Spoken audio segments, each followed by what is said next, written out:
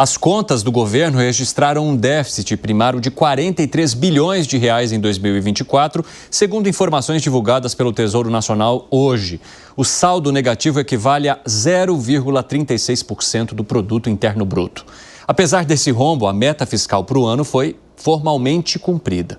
Na comparação com o ano de 2023, quando foi registrado um déficit total de 228 bilhões de reais, houve uma queda de 81% nesse resultado negativo. O desempenho das contas públicas em 2024 também foi o melhor desde 2022, quando foi registrado um superávit de 54 bilhões de reais. Começa contigo então, Alan Gani. Que análise você faz desses números? Pois é, foi formalmente cumprida, tirando uma série de gastos, por exemplo, como a despesa lá com o Rio Grande do Sul, foi formalmente cumprida não contabilizando gastos, né, dos fundos ali do governo, né, quando há, por exemplo, que foi utilizado para o pé de meia. Então, é formalmente cumprida, mas o endividamento cresce. Então, que meta de resultado primário é essa, que ela é cumprida, que o resultado primário cai em relação ao ano anterior, fica melhor em relação ao ano anterior, mas o endividamento sobe. Justamente o resultado primário é para tentar estabilizar a dívida pública. Não está funcionando, não está estabilizando a dívida pública. Por quê? Porque esse resultado primário, ele tem uma série de manobras contábeis que aí, no muito esforço, você conseguiu atingir a meta negativa, porque para estabilizar a dívida pública, a gente precisa estar falando aqui de um superávit primário de 2% do PIB. A gente está muito longe disso, do ponto de vista quantitativo e do ponto de vista qualitativo. Ô Zé, é por isso que a gente precisa então fixar tanto a palavra formalmente, falando, como mencionou aqui o nosso Alan Gani? Isso aí é o que chamam aqui de superávit negativo, né? Cumpriu o déficit zero, que não é déficit zero. E a gente ainda tem que comemorar que o déficit não foi tão grande assim como se previa. E a gente vê que, eu vou insistir, de que não adianta, é estrutural, não adianta sacrificar esse governo, porque o próximo, o outro e o outro vão ficar da mesma forma, porque não dá, a arrecadação não está sendo suficiente para os gastos fixos, com juros da dívida, com a folha de pagamento, com previdência, assim por diante. Daí a necessidade. Mas o que eu falo é do discurso, né? De falar do déficit zero, enquanto todos até eles sabiam que não. Esse resultado só foi possível por essa arrecadação estrondosa, que foi uma arrecadação que não estava sendo aguardada nem pelo Congresso Nacional, que é muito otimista em arrecadação para enfiar as emendas, né? Tem que superestimar as receitas para aumentar ali as emendas a serem colocadas no orçamento. E mesmo assim, a arrecadação foi acima, até por conta da inflação. Mas, de qualquer maneira, a gente tem que comemorar que o arcabouço foi cumprido, né? Fala, Segré. É matemática, se chama. Ah, é? É maquiagem dos A cara números. do Piperno. Só rapidinho, 5h47, aquele último break para quem nos acompanha pela rádio. Até já. O Piperno só tá esperando. Ele só tá esperando. O reloginho dele só tá rodando assim para ele falar. Vai, Segré. Quando você tem um déficit de 43 bilhões, mas na realidade o déficit é de menos porque não incluiu uma coisa, não incluiu... Alguém pagou essa diferença. Quando você tem uma arrecadação gigantesca, merced inclusive graças à inflação. Devemos lembrar que para o Estado a inflação é um bom negócio, porque aumenta a arrecadação automaticamente e mais ainda numa situação desse aumento do PIB de 2024, que tem 63% do aumento do PIB corresponde ao consumo das famílias. 18% do aumento do PIB corresponde ao investimento das empresas privadas. 17% do aumento do PIB corresponde a quê? Gastos do governo.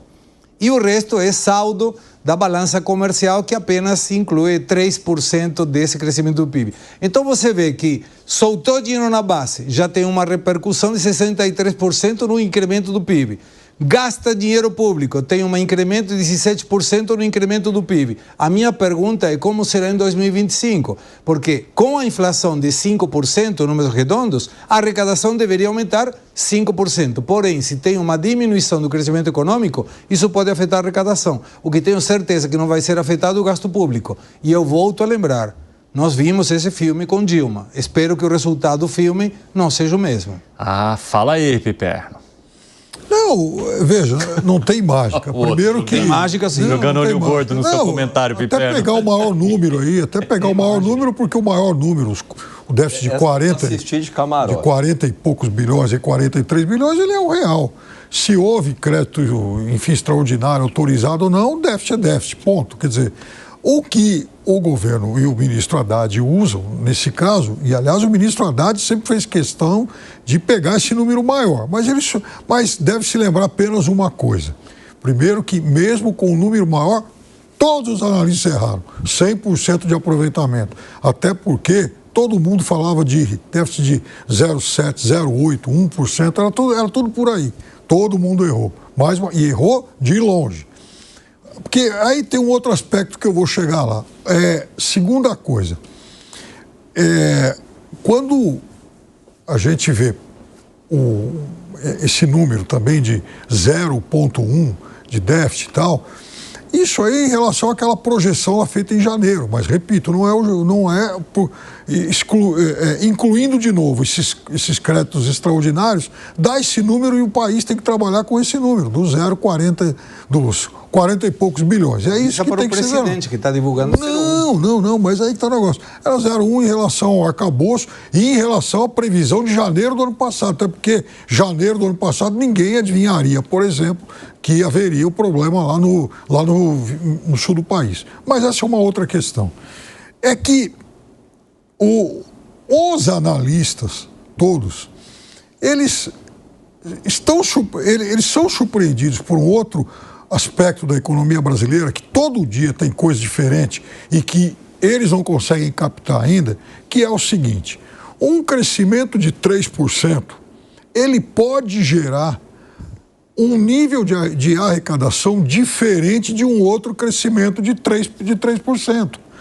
Exemplo, o crescimento de 2023, que é mais ou menos igual a esse que vai ser anunciado para 2024, um pouquinho menos, mas não é algo estrondosamente diferente, ele foi um crescimento alavancado por um excepcional desempenho do agronegócio. O agronegócio, ele é uma atividade que contribui menos com tributação. Ele é menos tributado, gera menos empregos e gera empregos que remuneram menos do que o da indústria. Certo, senhor Alan Gani? Economista. Perfeito. Vamos lá, então chegamos lá. Tem mais coisa aí pela frente, vamos lá. Só para fechar. O crescimento de 2024 é um crescimento impulsionado também pela indústria. Então, o que acontece? É um crescimento de um setor que arrecada mais, emprega mais e paga uma massa salarial maior.